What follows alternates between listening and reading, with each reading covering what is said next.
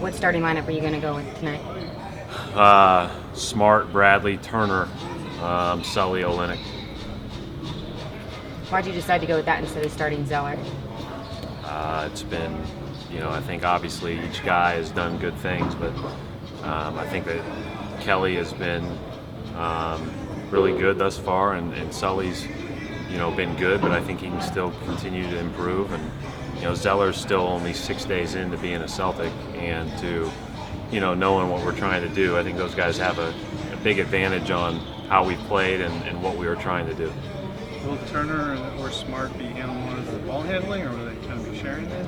Well, more by committee, I guess. But if you had to name one of them a point guard, you'd probably say Marcus is the point guard with that group. But that would just be getting into semantics, because it's going to be those guys will both bring it up, and Avery will bring it up on the push too if he gets it, off of a rebound. First game of new system for Turner tonight. What are you looking to see out of him? Just making simple plays.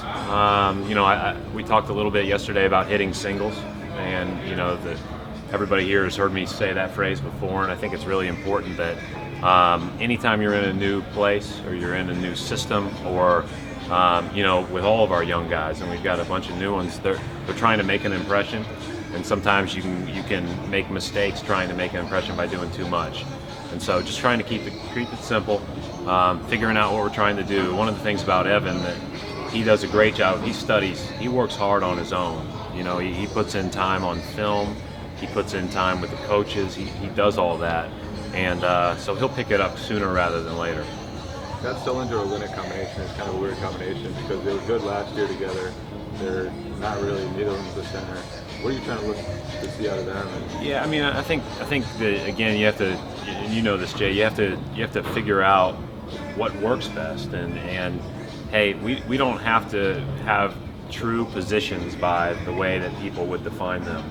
What we have to do is we have to win those positions, and we have to figure out a way to do that. And I think their skill, combined with their passing and savvy and all those other things, and experience now playing together, really helps. The ability to spread the floor with two guys, it opens up things for other people too. As I told our players today, this is by no means set in stone. It'll probably change throughout the preseason. So I anticipate Bass will be starting further down the preseason some. I anticipate when Jeff comes back, he'll be starting. So, this will be fluid, at least for the first week or 6 games probably. When you're trying to create plays, those two together present certain challenges in terms of getting on the floor. Do you feel that Yeah, I don't think so. I think they can both run down the floor, and Sully can get ahead and keep guys on his hip, especially when he gets in posts. And Kelly can really run the floor for a big, and so hey, I'm not as concerned about that. That's on them to get there, and I think that's something that we've really emphasized. Brad, you said you're trying to improve James Young's footwork. What are some of the more mechanical things you're trying to do with this shot? I think when you've got a guy that's that good of a shooter, is the worst thing you can do is get too mechanical. You don't want him to become mechanical. He's as fluid gets. So, the only thing that I've told James is, have the right appropriate wide base every time you catch. Is it more like a 1-2 or a hot thing? It just depends on the shooter. But for him, it's more of a 1-2, because he's a natural shooter. He's a natural scorer. Just sometimes young guys, get their feet too close together, and that lack of balance throws their shot off. I'm a big believer that if you have touch, I don't want to mess with the shot too much, because the last thing you need to be doing when you're shooting is thinking. Did you spend much time scouting this Sixers team, and how difficult is it to scout a young team like them? No, we played them a lot last year, and I don't know exactly if Brett's going to play the same way. I have a lot of respect for Brett. I think he does a great job, and they were really hard for us to play against because of the pace with which they cut last year and the pace with which they played.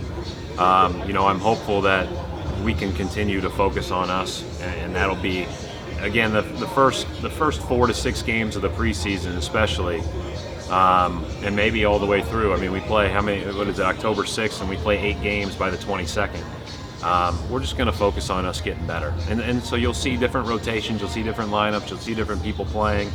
and it's just all in an attempt to get ready for October 29th. Right, just seeing Chris Johnson Yeah. picked up as quickly as he was. Just talking about that. Well, I'm really happy for him. I like Chris a lot, you know, and you talk about, you know, you're going to have to match his energy because he's a huge energy player, and he gets up to the corners, down to the corners quicker than most anybody in the league. And so you've got to be able to match that from our standpoint of playing against him. But you know, as far as a guy that you loved having on your team and loved having around, and that you're going to root for throughout, you know, throughout every stop, it's Chris Johnson. Does that make it any tougher, Brad, to just detach yourself from that when he does so many of the things that you would ideally want your players to do?